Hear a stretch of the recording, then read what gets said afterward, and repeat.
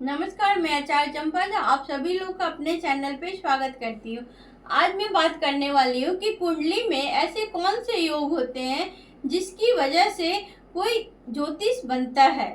तो इस चीज का मैं यहाँ पे आज चर्चा करूंगी कि कुंडली में ऐसे कौन से योग होते हैं, ऐसे कौन से भाव होते हैं, ऐसे कौन से ग्रह होते हैं, ऐसे कौन से नक्षत्र होते हैं, ऐसे कौन से दशा या अंतर दशा होती है जिसकी वजह से कोई एक बहुत अच्छा ज्योतिष बन सकता है।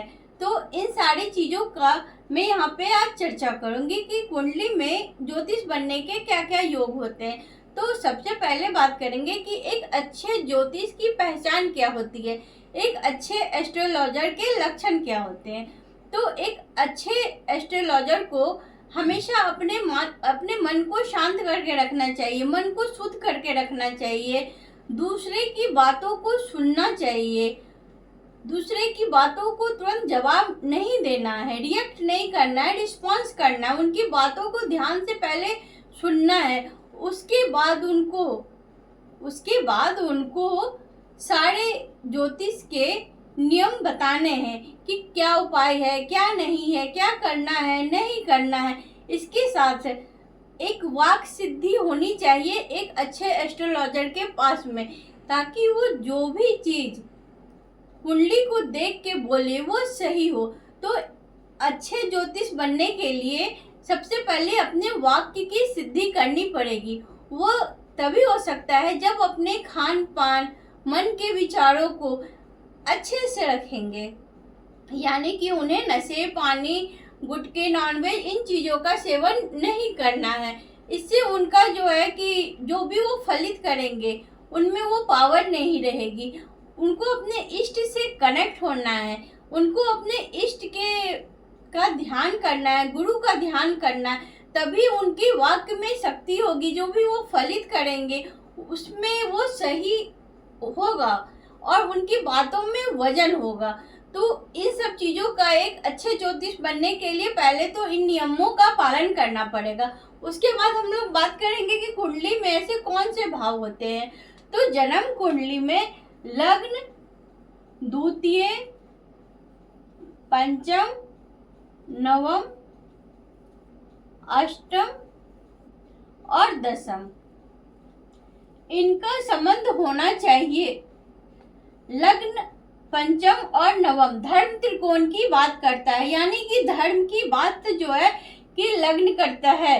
लग्न जितना मजबूत होगा, जितना शुद्ध होगा, उतने अच्छे वो एस्ट्रोलॉजर बनेंगे, उतने अच्छे वो ज्ञान की बातें करेंगे। पंचम भाव, जब भी जन्म कुंडली में पंचम भाव स्ट्रांग हुआ तो पंचम भाव हमारे पूर्व जन्म के कर्मों का फल है, पूर्ण आत्माओं का फल है। इसके कारक कुंडली में, काल पुरुष की कुंडली में इसके कारक सूर्य देवता होते हैं। तो जन्म कुंडली में सूर्य पंचम भाव के कारक होते हैं। अगर इनका संबंध कहीं से भी अष्टम भाव से बन जाए, ये धर्म का भाव होता है, ये धर्म की बातें करते हैं, तो इनका संबंध अष्टम भाव से बन जाए तो ऐसे लोग भी बहुत बड़े एस्ट्रोलॉजर होते हैं। नवम भाव भी धर्म का ही है, इसके स्वामी गुरु होते हैं। तो गुरु, जब भी जन्म कुंडली में गुरु का संबंध अष्टम भाव से होगा तो ऐसे लोग भी बहुत अच्छे एस्ट्रोलॉजर होते, बहुत अच्छे ज्योतिष होते हैं। अब कैरियर, कौन इससे इनकम कमा पाएगा, किसका इससे इनकम होगा, बहुत सारे लोग एस्ट्रोलॉजी करते हैं, उन्हें अच्छा नॉलेज भी होता है, इसमें कोई शक नहीं है। वो बहुत अच्छे से कुंडली का जो है कि एनालाइज भी कर लेते हैं कि सारे रूल उनको पता होते हैं। लग्न, लग्नेश, उच्च ग्रह, नीच का, मूल त्रिकोण, राशि, अंतरदशा, इन सारी चीजों का उनके पास नॉलेज होता है, लेकिन वो उसमें अपना कैरियर नहीं बना पाते हैं।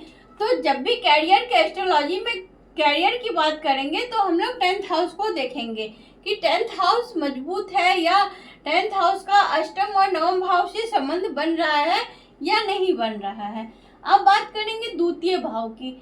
द्वितीय भाव वाणी का है, जितनी वाणी शुद्ध होगी उतना ही अच्छा हम लोग फलित कर पाएंगे, उतना ही अच्छा उनका फलित होता है। वो दूसरे को अपने वाणी के द्वारा अट्रैक्ट कर सकते हैं, आकर्षक कर सकते हैं। तो इसके लिए कुंडली में द्वितीय भाव का भी स्ट्रांग होना बहुत जरूरी है, यानी कि लग्न, द्वितीय, पंचम, अष्टम, नवम और दसम भाव, ये जो भाव हैं ये कुंडली में मजबूत होने चाहिए। अष्टम भाव इसलिए क्योंकि अष्टम भाव जो है गूढ़ ज्ञान का है, पाताल लोक का है, अंधकार का है, रिसर्च का है। तो जब तक इस भाव का कनेक्ट, ये ओकल्ट का भाव है, तो जब तक ये भाव इन्वॉल्व नहीं होगा, अष्टम भाव इन्वॉल्व नहीं होगा, तब तक कोई भी अच्छा एस्ट्रोलॉजर नहीं बन सकता। इस बात को ध्यान में रखिएगा। ये तो हो गई भावों की बात। अब बात करते हैं ग्रहों के। तो ग्रह गुरु, शनि, सूर्य, चंद्रमा और केतु। गुरु ज्ञान के कारक होते हैं। गुरु जो होते हैं वो ज्ञान के कारक होते हैं। तो जब तक किसी की कुंडली में गुरु ग्रह स्ट्रांग नहीं होगा, गुरु मजबूत नहीं होगा, तब तक वो अच्छे एस्ट्रोलॉजर नहीं बन सकते। शनि जो है कि गूढ़ ज्ञान के, अंदर के ज्ञानों का, खोज का, रिसर्च का, इन सब चीजों के कारक शनि देव है। तो शनि भी जन्म कुंडली में अच्छा होना चाहिए। वाणी के कारक जो होते हैं वो बुध होते हैं।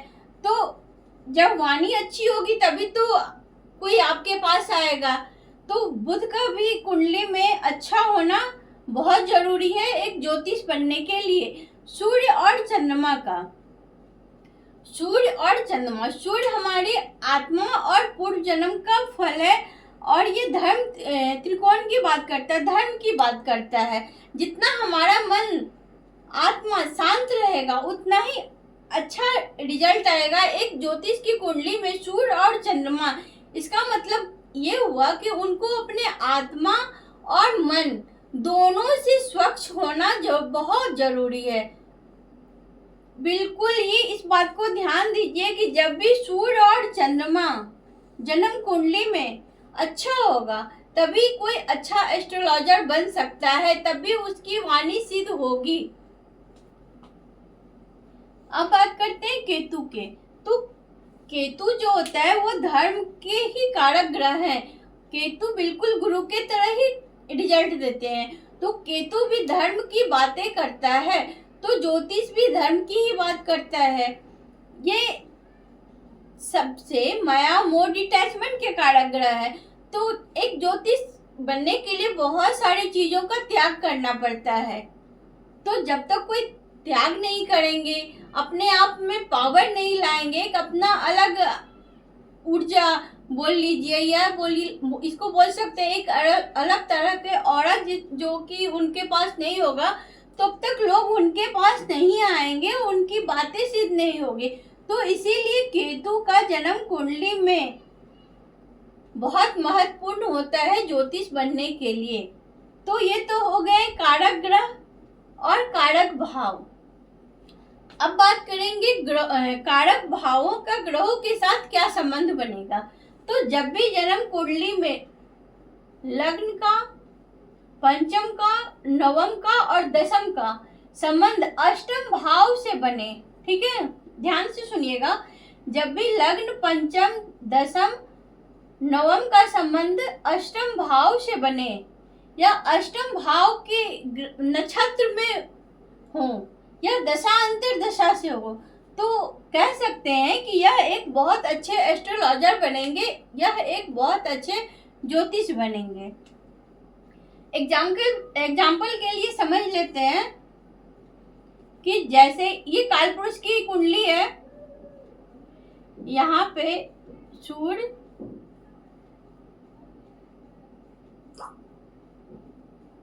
गुरु, सूर्य और गुरु को लिख देते हैं और बुध भी लिख देते हैं और यहाँ पे शनि, ठीक है। तो अब देखिए शनि का संबंध अष्टम भाव से बना और शनि की दृष्टि सूर्य पे, गुरु पे और बुध पे हुई। तो ऐसे लोग को बोल सकते हैं कि ये जो एस्ट्रोलॉजर बनेंगे, ज्योतिष बनेंगे, तो इनका कैरियर इनका साथ देगा। अगर यह गुरु शनि के नक्षत्र में हो जाए या सूर्य ही शनि के नक्षत्र में हो जाए तो ये बहुत अच्छा योग मान सकते हैं इसको, और ये बहुत अच्छा योग बनता भी है। अब बात करेंगे वाक सिद्धि के योग कैसे होंगे। तो वाक सिद्धि के लिए, वाणी के लिए दूसरे भाव को लिए हैं। तो देखिए गुरु का संबंध बन रहा है कि नहीं द्वितीय भाव से, 1 2 3 4 5 गुरु का संबंध बन रहा है। पांचवी दृष्टि से द्वितीय भाव को गुरु देख रहे हैं, तो गुरु का संबंध बना द्वितीय भाव से, तो कह सकते हैं कि ये एक बहुत अच्छे एस्ट्रोलॉजर बनेंगे और इनकी वाणी भी सत्य होगी, यानी कि इनका फलित भी सही होगा और ये इनका कैरियर भी इस फील्ड में, ज्योतिष के फील्ड में अच्छा होगा। तो इस तरह से समझ सकते हैं। जब भी जन्म कुंडली में सूर्य यहाँ पे हो, अष्टम भाव में सूर्य हो, या अष्टम भाव की जो राशि है उसके नक्षत्र में सूर्य हो जाए, तो ऐसे लोग भी बहुत अच्छे एस्ट्रोलॉजर बनते हैं। या फिर यहीं पे गुरु हो जाए, अष्टम भाव में गुरु हो जाए, तो ऐसे लोग भी बहुत अच्छे एस्ट्रोलॉजर बनते हैं। तो बहुत सारे योग ऐसे हैं जो एक अच्छे ज्योतिष यानी कि एक अच्छे एस्ट्रोलॉजर आपको बना सकते हैं। तो इस तरह से समझ सकते हैं कि गुरु और केतु का संबंध मेन रूप से शनि का अष्टम भाव से होना बहुत जरूरी है। अष्टम भाव जब एक्टिवेट होगा, जब उसकी दशा अंतर दशा आएगी, उस समय गुरु, शनि, बुध, सूर्य, चंद्रमा, केतु, इन सब ग्रहों का नक्षत्र या दशा अंतर दशा में अष्टम भाव से सपोर्ट करेगा, मिलेगा, तो ही एक अच्छे एस्ट्रोलॉजर बन सकते हैं या अच्छे एस्ट्रोलॉजर बनने की इनमें चाहत होती है और बनते भी हैं। अब वाक शक्ति किसकी होगी, जो कि किसकी बातों में वजन होगा।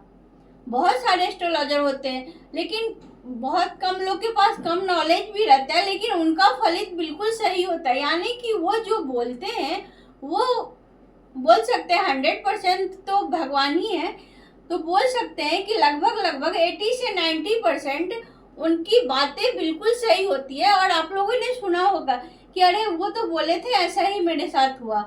तो ऐसे लोगों के पास वाक शक्ति रहती है, भले ज्ञान कम हो लेकिन वाक शक्ति रहती है, वो अपने इष्ट देव से कनेक्ट रहते हैं, तो उनका जो भी फलित होता है वो बहुत अच्छा होता है और सटीक होता है।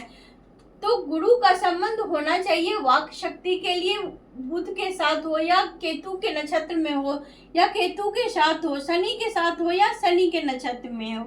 तो कुंडली में बहुत सारे योग बनते हैं ज्योतिष बनने के लिए। मैंने बस यहाँ पे भाव और कारक ग्रह को बताया है, आप लोग कॉम्बिनेशन बना सकते हैं, क्योंकि जब कारक ग्रह और कारक भाव पता होगा आप लोग को, तो ये कॉम्बिनेशन जहाँ जहाँ भी बनेगा जिस भाव में, तो बोल सकते हैं कि यह जो है कि एक बहुत अच्छे एस्ट्रोलॉजर बनेंगे।